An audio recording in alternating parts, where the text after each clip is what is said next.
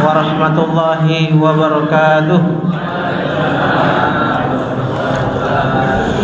Innal hamdalillah nahmaduhu wa nasta'inuhu wa nastaghfiruh wa na'udzu billahi min sururi anfusina wa min sayyiati a'malina may yahdihillahu fala mudilla lahu wa may yudlilhu fala hadiyalah.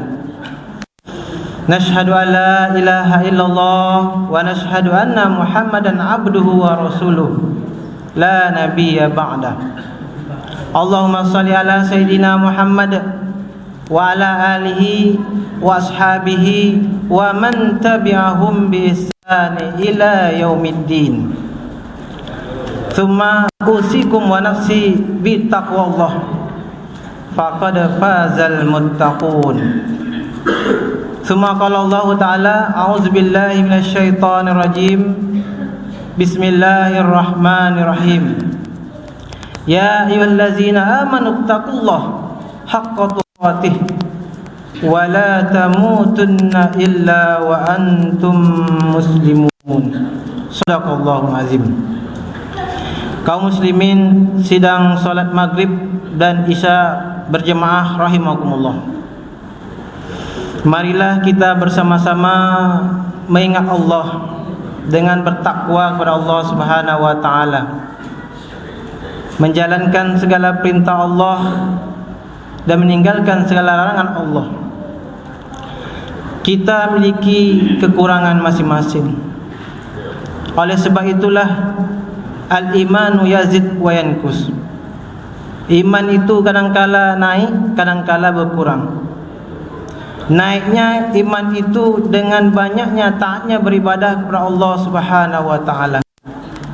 Oleh sebab itu, kalau ingin iman kita bertambah, maka selalulah melakukan amalan ibadah, terutama mungkin amalan wajib yang diwajibkan Allah Subhanahu wa taala. Yang kita tahu rukun Islam itu buniyal Islamu ala khamsin, syahadatu la ilaha illallah wa anna Muhammadar Rasulullah. Jadi syarat yang pertama ibadah yang diterima itu adalah Islam dulu. Kalau orang yang bukan Islam, maka dia ganti dunia ini saja. Di akhirat tidak dapat.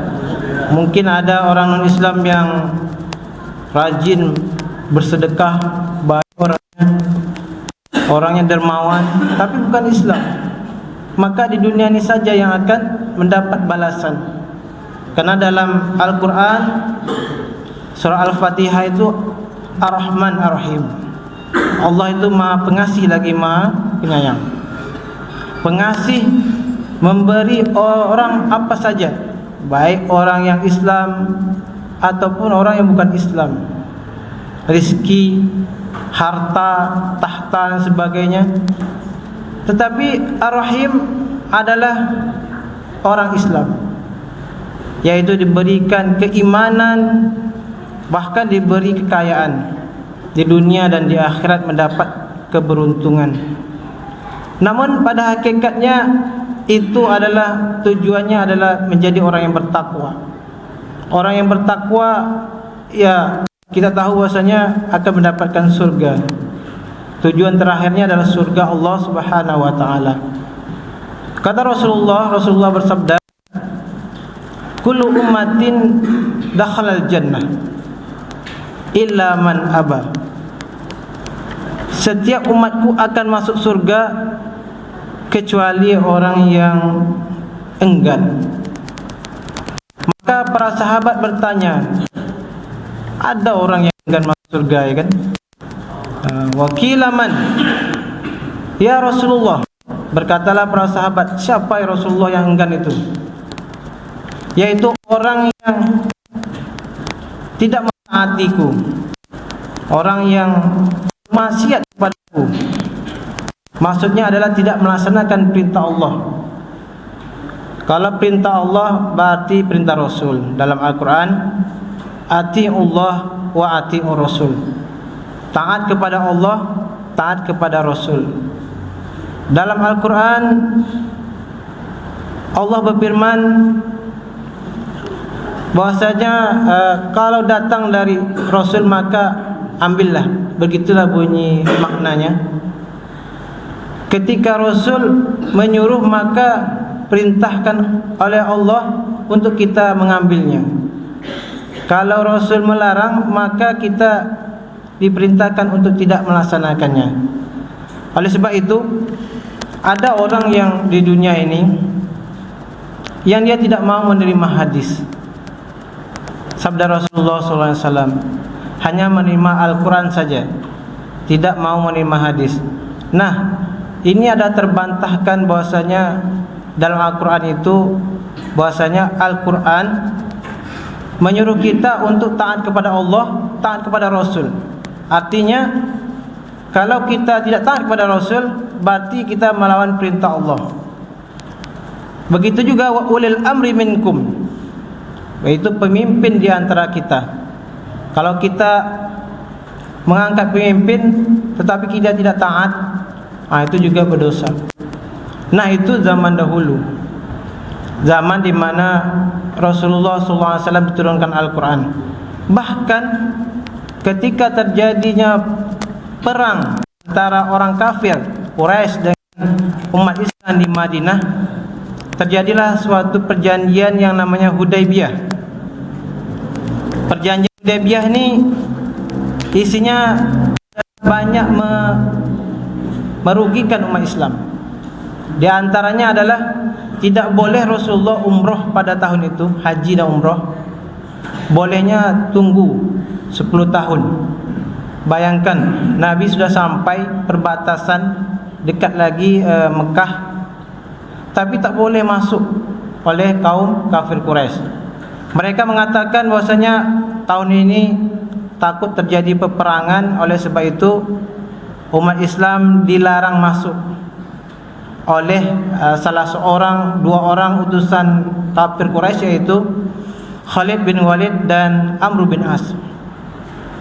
Dua ini adalah belum masuk Islam. Masuk Islamnya ketika nanti, ketika beliau pergi ke Madinah.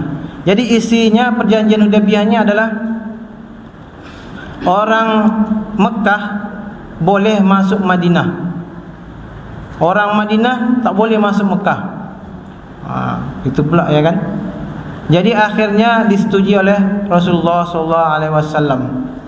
Namun pada hakikatnya para sahabat tidak mau menerima ini, sebab mereka telah sampai, kan, mau pergi haji umroh, tapi dilarang. Akhirnya Allah merintahkan untuk berkurban. Di niat itu rupanya bapak ibu-ibu termasuk ke dalam pahala.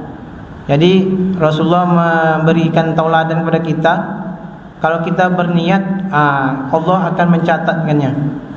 Walaupun tak sampai pergi haji, tapi telah tercatat sebagai haji dan umroh. Kemudian Rasul berkurban, menyembelih kurban kambing. Kemudian para sahabat lihat saja, tidak puas hati para sahabatnya. Dilihat saja, tak mau nerima atas apa yang Rasul lakukan.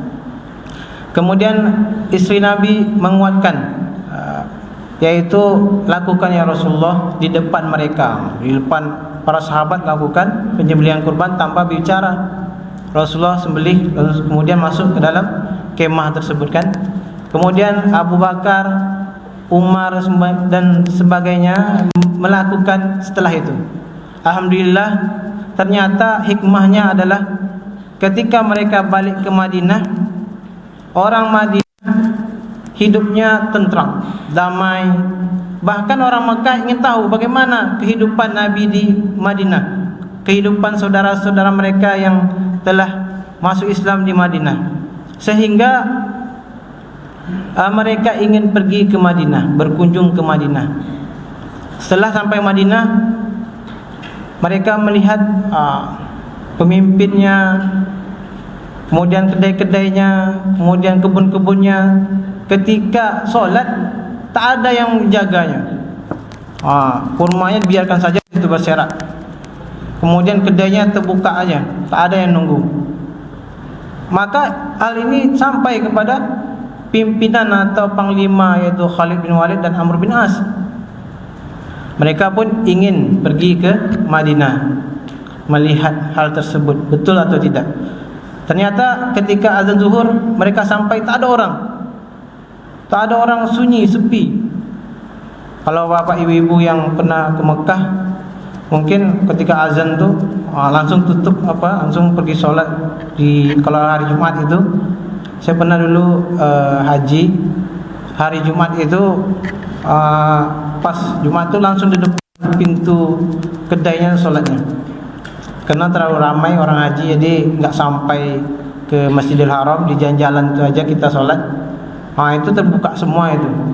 Bahkan setelah itu banyak yang mengasih makanan untuk para jemaah yang solat di tepi-tepi jalan tersebut. Nah, kembali kepada Amr bin As dan Khalid tadi. Kemudian sampai di Madinah, orang solat zuhur tak ada orang, semuanya sepi. Dilihatnya ada kedai yang terbuka. Kalau di Mekah ini sudah habis dicuri orang kan. Kalau di mana, mungkin di sini pun habis juga. Di mana, di Pekanbaru kan, tak ada kayak gitu kan, langsung orang ngambil. Kemudian kurma baru saja diambil, kalau kita didodos gitu kan, tangkainya kalau batang sawit, tinggal aja macam tu. Orang pergi sholat, tak ada yang nunggu, dilihatnya masih baru, masih ada bekas-bekas barunya. Kemudian berjalan-jalan, akhirnya jumpalah Umar bin Khattab. Maka Amr bin As dan Khalid bin Walid ini bertanya kepada Umar bin Khattab. Umar, beliau kan adalah kaum bangsawan, jadi saling kenal. Amr bin As, Khalid adalah bangsawan, penguasa dulu kan, orang yang hebat. Kemudian bertanyalah kepada Umar bin Khattab, "Wahai Umar, ini kemana pergi orang ni? Tak dicuri apa yang kedai ni? Buah ni tak dicuri?" "Tidak, semuanya pergi solat zuhur." "Kenapa bisa kayak gini?" "Inilah Islam, damai. Kalau ada yang mencuri, maka dia tahu bahwasanya hukumannya akan dipotong tangan." Tapi potong tangannya bukan curi dikit ya Pak ya, curi banyak. Kalau ada tu ada ukurannya ya. Kalau curi minuman sedikit nilainya. Kalau yang banyak itu adalah curi seperti ratusan ribu gitu. "Tidak," balik lagi kepada ceritanya, "tidak," kata Umar. Akhirnya ingin mengetahui lagi bagaimana Islam itu. Islam itu adalah kuntum khairu ummah ukhrijat linnasi ta'muruna bil ma'ruf wa yanhauna 'anil munkar wa tu'minuna billah. Yaitu mencegah perbuatan, menyuruh perbuatan ma'ruf, perbuatan baik, dan mencegah perbuatan mungkar, dan beriman kepada Allah. Kalau beriman kepada Allah berarti kita, apa yang kita lakukan nampak oleh Allah Subhanahu wa taala. Oleh sebab itu, dengan ayat tadi, dengan cerita tadi, mereka pun berjumpa dengan Rasulullah. Akhirnya mengucapkan syahadat. Pulang ke Mekah diam-diam, mereka tidak menyebut mereka masuk Islam. Tapi nanti Fathul Mekah, pembukaan kota Mekah, sekaligus masuknya mereka, seluruh orang-orang Islam, orang-orang kafir Quraisy di Mekah masuk Islam. Begitulah hikmahnya. Bagaimana mereka kemarin harus bersabar pergi haji, akhirnya orang Mekah semuanya masuk Islam. Bapak-bapak, ibu-ibu rahimakumullah. Kemudian selawat dan salam kepada Nabi besar Muhammad sallallahu alaihi wasallam. Allahumma shalli ala sayidina Muhammad wa ala ali sayidina Muhammad. Sebagaimana kita tahu bahwasanya kita ini kalau tak ada Nabi Muhammad, kita tak tahulah macam mana Pak Ibu ya. Mungkin kita saling berperang kayak polisi, tembak polisi gitu ya. Karena hukum rimba, penguasa lawan penguasa kan. Oleh sebab itu Nabi diutus adalah innama bu'istu liutammima makarimal akhlak. Sesungguhnya aku diutus untuk menyempurnakan akhlak manusia. Jadi bukan mengajak orang masuk Islam dulu Pak Ibu ya. tetapi menyempurnakan akhlak orang kafir Quraisy.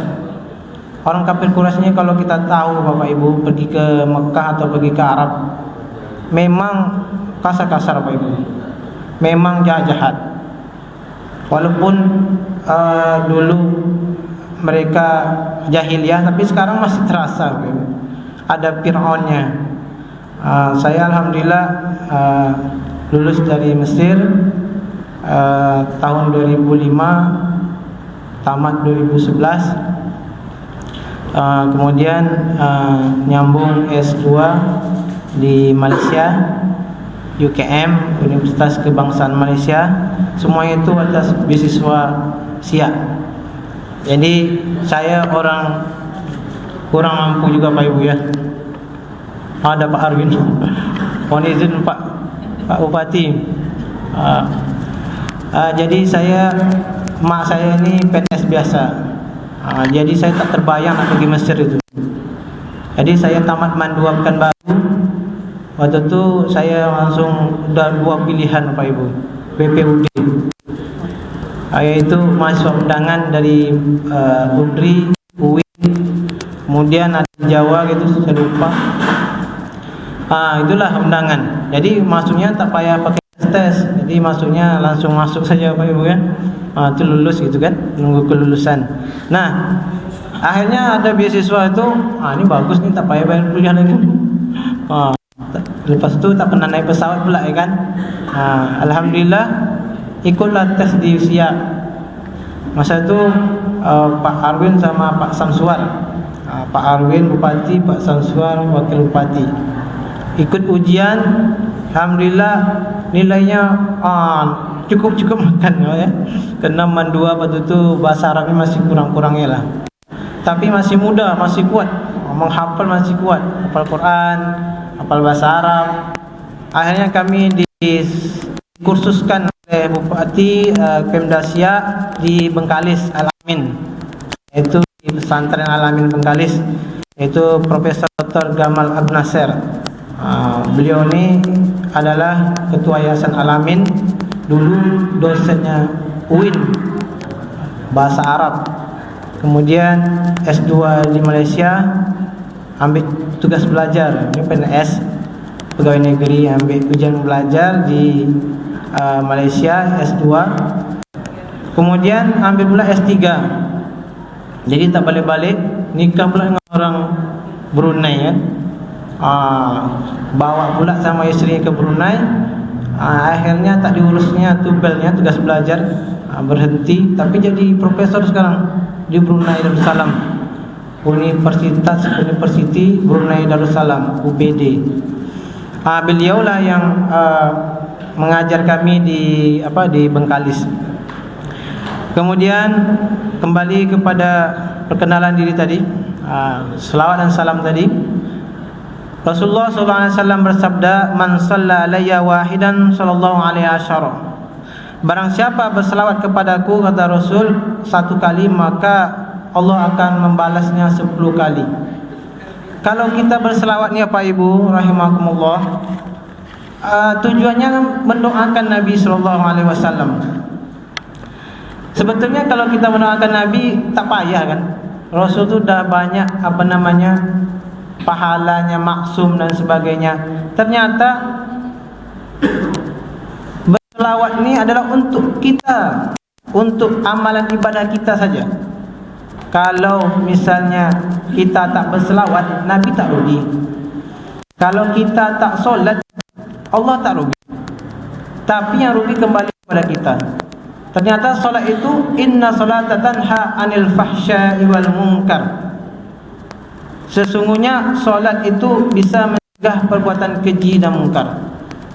Jadi minimal kita solat bisa mencegah perbuatan jahat. Mungkin bisa jadi ketika Rasulullah SAW mendidik para sahabat waktu itu, tak ada satupun yang mau mencuri. Begitu juga kita sekarang, kalau dilihat mungkin rajin ke masjid, itu tanda-tanda orang beriman lah. Karena innama ya'muru masajidallah wal yaumil akhir wa tu'minuna billahi wal yaumil akhir. Sungguhnya orang yang memakmurkan masjid adalah tanda-tanda orang yang beriman dan percaya kepada hari akhirat. Yang masalahnya ada yang tak percaya akhirat sehingga menjadi ateis. Itu dia, menjadi orang yang tidak beragama. Itu banyak kalangan artis Pak Ibu ya, pindah agama. Itu sangat dibenci oleh Allah Subhanahu wa taala. Kaum muslimin, sidang salat Isya berjemaah, mari kita sama-sama berniat bahwasanya kita pertama salat berjemaah mendapatkan balasan 27 kali derajat. Kemudian itikaf pula antara solat maghrib ke solat isya, maka ditambah pula lah niat itikaf kita ini sebagai amalan yang besar pahalanya. Kita tidak tahu Pak Ibu bahwasanya amalan apa saja yang akan membawa kita, amalan apa saja yang bisa masukkan kita ke dalam surga. Bisa jadi kita banyak menyumbangkan harta kita, tapi bukan itu yang akan dinilai Allah Subhanahu wa taala. Yang dinilai adalah gerak kaki jalan kita ke masjid dengan ikhlasnya, susah payahnya. Karena Allah Subhanahu wa taala telah memberikan firman-Nya, sesungguhnya kita ini dijadikan dalam susah payah. Jadi susah payah itu memberikan kita untuk besarnya pahala. Ketika kita langkahkan kaki kiri, maka berguguranlah dosa-dosa kita. Ketika kita langkahkan kaki kanan, maka Allah, malaikatnya mendoakan memberikan rezeki rahmatnya kepada kita. Amin ya rabbal alamin. Oleh sebab itu, niat yang ketiga kita di masjid ini yaitu mendengarkan majlis ta'lim. Karena dalam sabda Rasulullah SAW, talibul ilmi tabsuta lahul malaikah ajnihatha ridha bima yatlubuhu. Menuntut ilmu, majlis ta'lim, itu malaikat membentangi sayapnya kepada orang yang menuntut ilmu tersebut, ridha apa yang dituntutnya. Kalau kita ambil kesimpulan dari hadis ini bahwasanya malaikat datang sini. Bagaimana cara kita mengundang malaikat? Ya, majlis ta'lim. Kalau di rumah kita rasa-rasa panas, selalu berkelahi, anak berkelahi, isteri suami berkelahi, undang malaikat. Kalau undang majlis kalau undang orang makan senang ya, undang malaikatnya macam mana caranya? Ya tadi, melakukan majlis ta'lim. Bagaimana cara majlis ta'lim? Minimal belajar ilmu agama, mengaji, menyuruh ustaz datang membaca Al-Quran, majlis ta'lim. Mengaji, mengajarkan anak Iqra Al-Quran, istri mengajar istri membaca dengan tahsinnya Al-Quran, masjid ta'lim. Oleh sebab itu, dalam hadis Rasulullah, orang yang tak pernah baca Quran di rumahnya seperti kuburan. Jadi kalau begitu kuburan banyak setan ya Pak Ibu ya. Jadi kalau rumahnya banyak setan, bacalah Quran, terutama surah Al-Baqarah. Kalau rumahnya baru ditunggu Pak Ibu, baru tunggu kan, dah lama ditinggalkan rumahnya, dah berbulan-bulan, bertahun-tahun bahkan, bacalah situ ayat Al-Quran. Dibersihkan rumahnya, sudut-sudut baca 3 qul huwallahu ahad, qul a'udzu birabbil falaq, qul a'udzu birabbin nas. Kemudian baca surah Al-Baqarah, ayat kursi, Al-Baqarah awal, Al-Baqarah tengah, awalnya Alif Lam Mim kan, dzalikal kitabul la raiba fihi hudal lil muttaqin sampai muflihun. Kemudian di tengah, Allahu la ilaha illa wal hayyul qayyum la ta'khudhuhu sinatun wala naum, ayat kursi. Kemudian baca lagi yang terakhir yaitu lillahi ma fis samawati wa ma fil ard wa in tubdu ma fi anfusikum aw tukhfuhu yuhasibukum bihillah fayaghfiru liman yasha wa yu'adzibu man yasha wallahu ala kulli syai'in qadir, sampai habis. Kemudian bismillahilladzi la yadurru ma'asmihi syai'un fil ardi wala fis sama. Tak ada yang bisa mengganggu kita di dunia ini sampai di langit kecuali izin Allah. Oleh sebab itu Pak Ibu, kembali kepada diri kita sendiri, bahwasanya amal ibadah ini adalah untuk mendekatkan diri kepada Allah Subhanahu wa taala, bukan menjadikan Allah lebih tinggi setinggi-tingginya, tetapi untuk kita Allah tetap tinggi, tetapi kitalah bisa tinggi tidak. Karena inna akramakum indallahi asqakum. Orang yang paling mulia di sisi Allah adalah orang yang paling bertakwa. Tidak ada perbedaan di antara kita Pak Ibu, antara pejabat, antara orang biasa, antara orang kaya, antara orang miskin, antara pakai baju bagus, antara ustaz dengan orang biasa. Tak ada. Yang ada adalah banyak amalannya menuju surga Allah orang yang paling bertakwa. Ternyata orang yang bertakwa tidak hanya di dunia saja, di akhirat juga mendapatkan kebahagiaan. Dalam Al-Quran, may yattaqillaha yaj'al lahu makhraja wa yarzuqhu min haitsu la yahtasib.